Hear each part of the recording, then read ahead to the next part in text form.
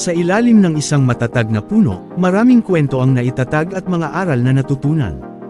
Ang mga dahon nito, bagamat maliliit at tila walang kapangyarihan, ay sumasalamin sa mga pagsubok at tagumpay ng buhay. Sa mga insekto na naglalakad, may isang kasabihan, sa bawat hakbang ng insekto, may kwentong nakatago.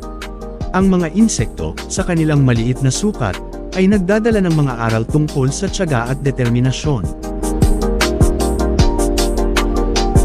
Sa ilalim ng isang punong matibay at mataas, makikita ang mga kwento ng pag-asa at pagtitiwala. Ang bawat sanga nito ay tila nagdadala ng mga alaala ng mga tao at mga pangarap na naisip sa lilam ng kanyang mga dahon.